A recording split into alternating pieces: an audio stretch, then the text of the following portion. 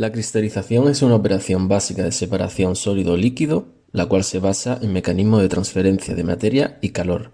El objetivo de este proceso es la creación o la formación de sólidos cristalinos puros a partir de disoluciones líquidas mediante una variación en la temperatura o en la concentración. Un diagrama general del proceso podría ser el siguiente. El licor madre sería una solución líquida no saturada, compuesta del disolvente, que normalmente es agua, y del soluto. Este entraría en el cristalizador, donde se lleva a cabo el proceso de cristalización. La cristalización se alcanza si se llega a una situación de sobresaturación, fuerza impulsora, pudiéndose dar por evaporación, enfriamiento, ambos métodos a la vez, o adición de un tercer componente. Del reactor cristalizador saldría el magma, que está compuesto por la disolución saturada y los cristales en suspensión, ambos en equilibrio. La última etapa sería la de purificación. Podría ser una filtración o centrifugación, donde se separan los cristales húmedos de la disolución saturada. Para tener un mejor control de la operación de cristalización y saber qué métodos usar para llevarla a cabo, es esencial conocer la curva de solubilidad, estados de equilibrio, que relaciona la concentración del soluto en la disolución frente a la temperatura.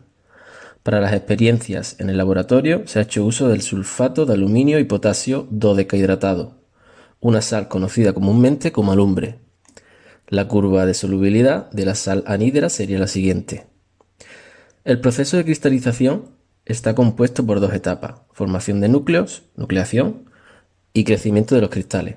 Sin la primera, no se puede dar la segunda, y para ello es necesario que exista una fuerza impulsora que sería la sobresaturación. Esta no es estado de equilibrio. La sobresaturación es la diferencia de concentración de la disolución sobresaturada y la disolución en equilibrio con el cristal a una temperatura. A continuación, se adjunta una imagen gráfica donde se hace una explicación cualitativa del proceso de cristalización según Myers. Existen dos tipos de nucleación: nucleación homogénea o primaria y nucleación secundaria. En esta práctica, al igual que suele pasar a nivel industrial, se dará la nucleación secundaria. Es la más efectiva porque permite generar más cantidad de núcleos de cristalización en menor tiempo. Esto se debe a que se promueve de distintos modos la formación de estos. La velocidad de nucleación, V superíndice 0, es el número de nuevas partículas formadas por unidad de tiempo y unidad de volumen de magma exento de sólidos. El crecimiento de cristales sería la deposición de materia en los núcleos estables, por superposición de capas. La velocidad de crecimiento G de una cara cristalina es la distancia de crecimiento recorrida por unidad de tiempo en dirección perpendicular a dicha cara, y es función de la temperatura, de la concentración del soluto en la cara del cristal, de la viscosidad, etc. Ambos parámetros cinéticos controlan la distribución de tamaño de los cristales. Para conocer o tener una idea aproximada de la cinética del proceso de cristalización, se utilizará el tratamiento de Randall y Larson. Este es un método que considera los efectos simultáneos de la velocidad de nucleación, el crecimiento de cristales y los balances de materia y energía, teniendo en cuenta un conjunto de consideraciones ideales para el diseño del cristalizador. A través de una experiencia de cristalización en el laboratorio y un análisis de malla para estudiar la distribución de partículas obtenidas, podemos hacer uso de este tratamiento, que parte en condiciones ideales de un balance de población y del concepto de densidad de población. Objetivos y variables a estudiar. En esta experiencia se practicarán los conocimientos teóricos adquiridos acerca del proceso de cristalización, partiendo de disoluciones de la sal inorgánica elegida en agua. A unos determinados valores de concentración y temperatura se estudiará experimentalmente el impacto que tendría variables de operación como la temperatura de cristalización, la velocidad de agitación y el tiempo de residencia sobre la cinética del proceso, su rendimiento y distribución de tamaño de partículas obtenidas. Materiales y equipos empleados: sal de alumbre, agua, vaso de precipitado, cucharilla, varilla de vidrio, abrazaderas metálicas, balanza granataria, baño termostatizado, sistema de refrigeración, dedo frío, hielo, recipiente de vidrio, cronómetro, agitador, tijeras, filtro, sistema de filtración, embudo Büchner, cono de goma, Kitasato, bomba de vacío, tubos de silicona y trampas de líquido. Probeta, placa de Petri, estufa de secado, equipo de tamizado, cepillos. Procedimiento experimental. Vamos a hacer hincapié en el desarrollo de la determinación de forma experimental de un punto de la curva de saturación y en la primera experiencia de cristalización, en la cual se impuso determinadas condiciones de operación. Curva de solubilidad. El punto de estudio experimental fue la concentración de solubilidad para una temperatura de 35 grados centígrados. Partiendo de un volumen de disolución de 200 mililitros, la masa de sal anhidra teórica necesaria sería 19,84 gramos. Teniendo en cuenta que la sal usada en el laboratorio está hidratada, procedemos a calcular las cantidades exactas del soluto y del disolvente. Para el licor madre necesitamos tomar 36,42 gramos de la sal dodecahidratada, de los cuales 19,84 gramos son de la sal anhidra y el resto, 16,58 gramos, son de agua. Como ya contiene esa cantidad de agua, tomamos la diferencia hasta los 200 gramos en un vaso de precipitado, es decir, 183,41 gramos. En el baño térmico, llevamos al disolvente a una temperatura de 35 grados centígrados y añadimos el 90% del soluto. Con ayuda de un agitador a 100 revoluciones por minuto se disuelve la sal y comenzamos a añadir gradualmente pequeñas cantidades del soluto restante, gramo a gramo aproximadamente, hasta que se alcanza el punto de solubilidad experimental, precipitando y no disolviéndose la sal en exceso. La cantidad de sal empleada es 35,5 gramos, por lo que nos ha añadido 0,93 gramos de la sal dodecahidratada, de los cuales 19,33 gramos es de sal anhidra, correspondiendo a una concentración de 9,67 gramos de sal anhidra por cada 100 gramos de agua.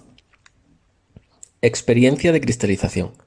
Para esta experiencia usamos una disolución de 300 mililitros con una concentración de 11,48 gramos de sal anhidra por cada 100 gramos de agua, por lo que para ese volumen de disolvente se requiere 34,46 gramos de sal anhidra, la cual se obtiene tomando la siguiente cantidad de la sal dodecahidratada. Vertemos en un vaso de precipitado 271,2 gramos de agua, ya que 28,8 gramos lo aporta la sal hidratada. Se introduce el vaso en el baño térmico hasta alcanzar una temperatura de 50 grados centígrados y le aportamos agitación a 300 revoluciones por minuto.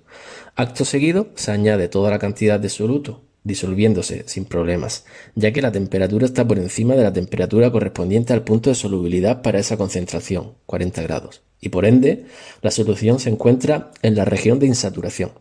Paralelamente, se ha enfriado agua en un recipiente con un dedo frío a 5 grados, donde se introduce el reactor, vaso de precipitado, junto con el agitador para comenzar el proceso de enfriamiento. Los datos de temperatura se obtienen con una PT100 y los de tiempo con un cronómetro. Pasados 1,5 minutos se alcanza la curva de supersolubilidad a una temperatura de 39,5 grados centígrados, dando comienzo a la nucleación. A partir de ese instante, con el descenso de la temperatura, fueron apareciendo más núcleos, fondos, paredes y aspas, y se apreciaba el crecimiento gradual de los cristales sobre estos. Una vez finalizado un tiempo de residencia de 30 minutos a partir del inicio de la nucleación, se interrumpe el proceso de cristalización y pasamos al filtrado en vacío del magma para separar el líquido saturado de los cristales, ambos en equilibrio. Aprovechando los resultados de esta experiencia, representamos el proceso de cristalización según Myers. Partiendo de la temperatura de inicio fijada, se comienza a enfriar.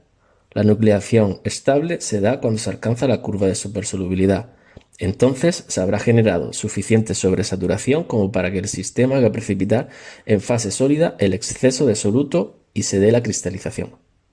Para preparar el proceso de filtración a vacío, comenzaremos recortando un filtro del tamaño del embudo Bachner, usando una tijera.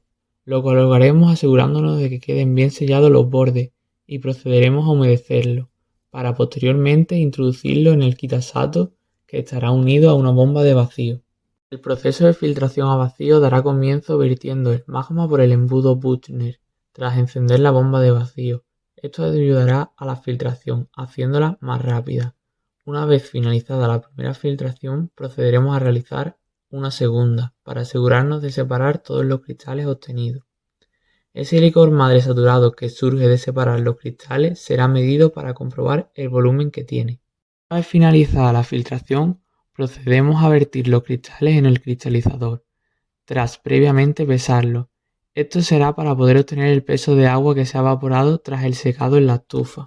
Tras este pesaje, se introducirá el cristalizador en una estufa que estará a 25 grados aproximadamente, ya que si las temperaturas fueran superiores, se reabsorberían los cristales. El proceso de secado en la estufa consiste en dejar evaporar todo el agua que haya podido humedecer los cristales, por lo que este procedimiento acabará en el momento que no exista cambio de peso en ellos, permitiéndonos así saber el peso de los cristales que hemos obtenido realmente. El proceso del tamizado consiste en la distribución de los cristales obtenidos por su diámetro. Para ello, previamente hemos pesado cada tamiz, para una vez finalizada la filtración poder pesar los cristales que hay en cada rango de diámetro y así hacer su distribución en peso.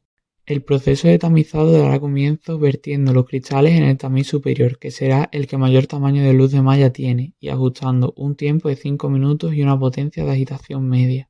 Esta agitación ayudará a dejar pasar los cristales a su luz de malla correcto y separará algunos que hayan podido apelmazarse un poco, dejándolos en su tamaño real. Los resultados de esta experiencia, al haberse tomado en diferentes condiciones, van a ser dispares. Por ello, vamos a comparar cómo influyen los cambios de condiciones realizados en los 5 grupos siguientes: descenso de temperatura frente al tiempo, rendimiento, velocidad de crecimiento, velocidad de nucleación y diámetro de Sauter. En el estudio del descenso de la temperatura frente al tiempo se proceden a hacer 4 gráficas comparativas, en las que las 2 primeras estudiarán la influencia de la temperatura en unas mismas condiciones de agitación, y para las 2 restantes se usará las mismas condiciones de agitación y distinta temperatura. Comenzaremos con la experiencia de 100 revoluciones por minuto y condiciones de hielo y agua a 5 grados. Para esta gráfica podremos observar cómo las dos funciones quedan prácticamente solapadas una por la otra, pero dejando intuir aún así un mínimo aumento en la velocidad de descenso para las condiciones de menor temperatura. Aumentamos la agitación hasta las 300 revoluciones por minuto y seguimos manteniendo las condiciones de enfriamiento de agua a 5 grados y hielo. Para esta gráfica sí comenzarán a ser más llamativas las diferencias entre ambas funciones. Este hecho se debe a que al aumentar el nivel de agitación del agua, la transferencia de calor por convección será más eficiente.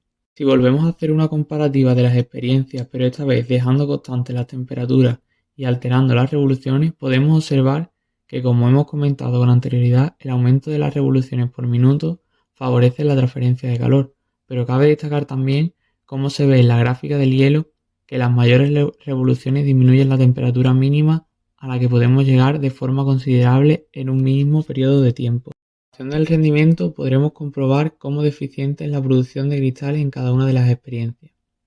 Para ello, estudiaremos cómo afectará el cambio de temperatura de enfriamiento en unas condiciones de revoluciones constantes y cómo, manteniendo una misma temperatura, se verá afectado por los cambios de agitación. A la hora de mantener constantes las revoluciones podremos observar lo siguiente, y es que la eficiencia aumenta en gran medida al disminuir la temperatura de enfriamiento con la que se realizará la cristalización. Esto es así, ya que al llevar a una menor temperatura la cantidad de cristales que se produce será mayor, debido a un aumento en el salto de sobresaturación, pero en este caso no será lo ocurrido. Si la comparación la hacemos teniendo en cuenta las revoluciones y dejando constante la temperatura, los resultados nos permitirán ver que si aumentamos las revoluciones del agitador, la producción de cristales aumentará también de manera considerable, dando casi un 20% de diferencia a favor de unas mayores revoluciones, lo que favorecerá la generación de fino. Para la comparación de la velocidad de nucleación de los cristales formados, comenzaremos atendiendo a las diferencias de temperatura, pero manteniendo constantes las revoluciones, lo que nos ha dejado los siguientes resultados. Y es que la velocidad de nucleación de los cristales se ve altamente influenciada por la temperatura de enfriamiento, y a menor sea esta temperatura, mayor velocidad de nucleación alcanzará. Si comparamos modificando las revoluciones y manteniendo constante la temperatura, podremos observar que al producirse el aumento en la agitación existe también un gran aumento en la generación de núcleos en el reactor. Esto es debido a que este factor repercute directamente en la generación de núcleos, como podemos comprobar en su fórmula teórica. Para la velocidad de crecimiento de los cristales, podremos esperar unos mayores factores a la hora de una menor agitación, al contrario de como ocurre con la velocidad de nucleación. Si comparamos las experiencias manteniendo una misma temperatura pero alterando la agitación podremos observar cómo se cumple lo esperado, dejando una diferencia de casi 0,1 en ambas comparaciones de condiciones. Si la comparación la hacemos manteniendo las revoluciones y modificando la temperatura, los resultados esperados serían que a menores temperaturas los crecimientos de los núcleos sean mayores, pero como podemos observar en nuestra experiencia, lo ocurrido es totalmente lo contrario para ambas comparaciones, siendo más notable en las bajas revoluciones. El diámetro de Sauter viene relacionado por el volumen de los cristales y la superficie de sus caras. Esta relación nos habla de una influencia directa con la velocidad de nucleación y la velocidad de crecimiento. Para nuestra experiencia, el mayor resultado del diámetro de Sauter se ha dado en las condiciones de 300 revoluciones y 5 grados, que era la que mayores valores de crecimiento de cristal tenía, pero la segunda en cuanto a valores de velocidad de nucleación. Esto nos indica que el parámetro de crecimiento de cristal tendrá una mayor relevancia a la hora del cálculo del diámetro de Sauter, y esto es algo lógico, ya que el diámetro de Sauter se encargará de medir el diámetro medio de partículas. Como conclusión a estas experiencias daremos explicación a las diversas anomalías ocurridas en las comparaciones de datos. Comenzaremos hablando de la discordancia ocurrida en los valores de crecimiento de los cristales a la hora de compararlos con las diferentes temperaturas. En ella podremos observar cómo los cristales a más alta temperatura de enfriamiento aumentan su crecimiento. Este hecho no es teóricamente cierto, debido a que menores temperaturas de enfriamiento, más cristales precipitan, que a su vez irá aumentando el tamaño de los cristales ya presentes. El motivo de este suceso puede ser la reabsorción de los cristales, ya que durante la experiencia de secado, los cristales se han ido compactando y reabsorbiendo de manera constante, aunque las temperaturas de secado han sido bajas. Otra anomalía a destacar de las comparaciones debe ser el diámetro de Sauter en las diferentes condiciones, los cuales confieren un mayor tamaño de partículas a las experiencias de mayores revoluciones, lo cual vuelve a ser discordante con la teoría. La explicación más lógica de este suceso puede deberse a la mencionada anteriormente reabsorción y a las condiciones de reactor, el cual al ser de un gran tamaño permitía que las partículas precipitaran al irse a los extremos, y allí se produjera un aumento del tamaño. Esto debido a la gran cantidad de cristales que se produce al aumentar las revoluciones. Ha conferido a estas condiciones un mayor tamaño. Como última anomalía a destacar, hablaremos de los valores extraídos del rendimiento para la comparación con revoluciones constantes. En esto, los resultados mayores fueron para las temperaturas más altas, lo que teóricamente no es cierto. Este hecho se da por posibles fallos externos, como una mayor pérdida de agua a la hora del calentamiento o la dificultad del contacto directo del hielo con el recipiente al dejar zonas sin contacto por su geometría. Para finalizar esta conclusión, queremos destacar la importancia del tiempo de residencia en el crecimiento de los cristales. En la primera imagen podemos observar un cristal que ha tenido un tiempo de residencia de 30 minutos y en la experiencia ha sido sometido a una agitación. Y en la segunda podemos observar un cristal que no ha sido sometido en la experiencia a agitación y se ha dejado un tiempo de residencia muy largo.